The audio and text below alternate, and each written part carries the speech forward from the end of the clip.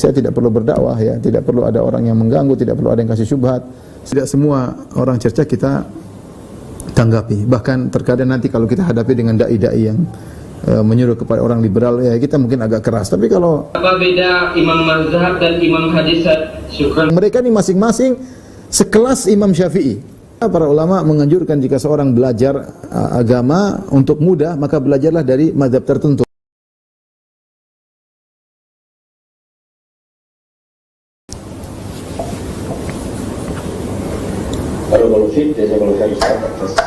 Jawabannya ada pertanyaan selanjutnya, Ustaz. Assalamualaikum warahmatullahi. Tersebar hadis tentang 5 periode perjalanan sejarah umat manusia, lebih khusus lagi umat Islam atau umat yang beriman kepada Allah, yaitu pertama manusia dipimpin oleh para nabi dan para rasul masa kenabian, kedua manusia dipimpin oleh khulafaur rasyidin masa khalifah, ketiga manusia dipimpin oleh raja-raja yang menggigit, keempat manusia dipimpin oleh raja-raja atau penguasa yang diktator atau tidak berpedoman pada agama Islam, dan yang kelima manusia dipimpin kembali oleh sistem khalifah sesuai pedoman yang dibawa Nabi Muhammad SAW. Apakah hadis ini menjelaskan hal tersebut sahih, Ustaz? Jika sahih, apakah ada tanda-tanda yang menunjukkan fase kelima akan segera tiba? Syukran wa barakallahu fikum. Demikian Ustaz pertanyaannya. Allah alam bisawab, saya tidak tahu tentang kesahihan hadis tersebut ya. Dan kita tahu bahwasanya kepemimpinan silih berganti ya. Kita ada suatu zaman yang dimana pemimpin zalim, ada suatu zaman pemimpin yang baik, bersilih berganti ya. Saya tidak tahu tentang kesahihan hadis tersebut, tapi kita bicara kenyataan ya. Kita tidak mengatakan sudah lama pemerintah zalim terus, tidak ya. Ada zaman di mana kita bicara secara dunia ya. Dunia artinya ada sebagian negara yang pemerintahnya berkah, kemudian mungkin berubah menjadi tidak berkah, kemudian kembali lagi berkah kembali, ada seperti itu ya. Wallahu alam bisawab, saya tidak tahu tentang hadis tersebut. Kalaupun sahih, saya tidak tahu bagaimana tanda-tandanya. Wallahu alam. Baik, jazakallahu khair Ustaz atas jawabannya. Ada pertanyaan selanjutnya, Ustaz. Assalamualaikum warahmatullahi wabarakatuh. Ustaz, bagaimana sikap kita apabila ada orang muslim yang masih ada yang mengejek dengan ajaran sunnah atau tidak suka dengan ajaran sunnah? Contoh, tidak suka dengan jilbab panjang, celana cingkrang. Jazakallahu khairan. Wassalamualaikum warahmatullahi wabarakatuh. Demikian Ustaz pertanyaannya. Kita tahu kita hidup di zaman yang sempat tersebar liberal dengan luar biasa, dan sampai sekarang masih tersebar pemikiran liberal. Kemudian sebagian dai-dai sampai mengatakan jilbab tidak wajib ya. Kita tahu sebagian dai terkenal di televisi mengatakan jilbab tidak wajib ya. Ya ada saja orang tertarik dengan pemikiran seperti itu. Ya kalau dia menganggap jilbab tidak wajib, apalagi jenggot, itu budaya Arab. Orang jenggot ini goblok dan macam-macam ya. Saya enggak tahu, tapi intinya tetap saja kita bijak. Mereka yang mengatakan demikian, teman-teman kita jelaskan dengan baik. Jangan kita emosi, langsung kamu kafir, enggak. Mungkin mereka ada syubhat, mereka enggak ngerti. Tugas kita adalah jelaskan dengan baik. Ya, masalah hidayah di tangan Allah Subhanahu wa taala ya. Selama iblis masih hidup ya pasti ada syubhat ya. Ya kalau iblis sudah mati, saya tidak perlu berdakwah ya, tidak perlu ada orang yang mengganggu, tidak perlu ada yang kasih syubhat. Selama iblis masih hidup ya itu kita lahan pahala dengan hidupnya iblis. Lahan pahala bagi kita semua, sabar dan berusaha menjelaskan dengan baik. Baik. Masih ada yang bertanya? Saya Ustaz, ya. Kita akan memberikan akses untuk yang bertanya secara langsung, boleh Ustaz ya? Ya silakan. Dari Aki Aldi Fadilah, tafadhol.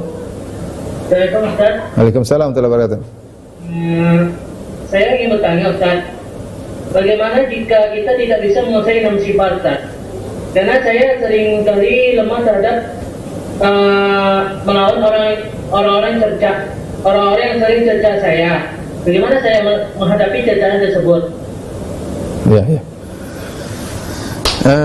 Anda tetap mulia ya. Mulia tersebut bukan berarti maki balik, enggak. Anda mulia, Anda tetap tegar di atas sunnah, di atas ajaran yang benar, tanpa harus memaki mereka. Bukankah Allah mengatakan tentang sifat-sifat ibadur rahman, wa idza khatabahumul jahiluna qalu salama. Kalau ada orang jahil bicara dengan mereka jalan aja tinggalin. Ya, assalamualaikum, salam, jalan lewat aja. Jadi tidak semua orang cerca kita tanggapi. Bahkan terkadang kita bersabar ya. Kita bersabar maka itu lebih baik ya. konteks tadi berbicara tentang 6 sifat tadi, aizzatan 'alal kafirin, itu berkaitan dengan orang kafir, aizzatin 'alal kafirin, ataupun kita sama kaum muslimin. Ada yang mengejek tadi saya katakan, kita sabar mereka orang Islam, kita tawadhu di hadapan mereka, kita jelaskan dengan benar, dengan penuh kesabaran, dengan tidak ada nada kesombongan sama sekali, jelaskan dengan baik. Ya, beda nanti kalau kita hadapi dengan dai-dai yang menyuruh kepada orang liberal, ya kita mungkin agak keras. Tapi kalau sama orang yang tidak ngerti, baru ngaji atau terkena syubhat, ya kita sikap baik aja ya. Mudah-mudahan 6 sifat tersebut terkumpul pada antum ya. Amin ya rabbal alamin. Silakan, ada yang bertanya lagi? Kita masih ada waktu, Ustaz? Satu lagi boleh? Oke, baik. Ada pertanyaan dari Akil Raffi Indra di Riau. Apa itu?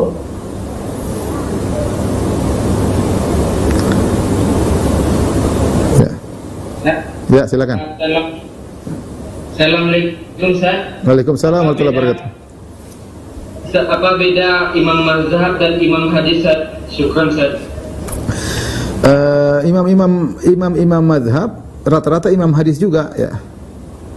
Imam mazhab rata-rata imam hadis, kecuali Imam Abu Hanifah yang mungkin hadisnya tidak sebanyak yang lainnya. Imam Syafi'i imam ahli hadis. Imam Malik imam ahli hadis, punya kitab Muwatta. Ya, Imam Ahmad punya kitab Musnad Imam Ahmad ahli hadis. Jadi mereka dahulu bukan berarti tahu hadis tidak tahu fikih, mereka pakar fikih dan mereka pakar hadis. Terkumpul kepada mereka. Kecuali Imam Abu Hanifah rahimahullah yang dikenal pengikutnya Ashabur Ra'yi karena hadis dia sedikit karena dia di Irak, sementara sumber hadis tidak banyak. Beda dengan yang tinggal di Madinah, di Mekah, di situ para sahabat banyak sehingga mereka memiliki riwayat-riwayat sanad hadis yang banyak ya. Hanya saja imam mazhab ini, mereka juga imam hadis, menjadi terkenal karena dengan izin Allah murid-murid mereka mengembangkan ilmu mereka. Sebenarnya imam-imam fikih itu banyak. Di zaman mereka banyak, ada Abu Thawr, ada Muhammad bin Hasan Asy-Syaibani misalnya, ada Zufar, ada banyak ya. Ada Sufyan Ats-Tsauri, ada Sufyan ibn Uyainah, ada Ishaq bin Rahuya, yang mereka ini masing-masing sekelas Imam Syafi'i. Masing-masing mereka sekelas Imam Ahmad. Masing-masing ada Imam Bukhari, masing-masing mereka tuh pakar hadis, pakar fikih. Tetapi yang Allah beri kemudahan bagi mereka untuk dikembangkan ilmunya adalah empat imam. Abu Hanifah, Malik, Syafi'i, Ahmad. Mereka ini memiliki murid-murid yang mengembangkan ilmu mereka. Sehingga berkembanglah ilmu mereka, jadilah 4 madrasah, 4 mazhab ya.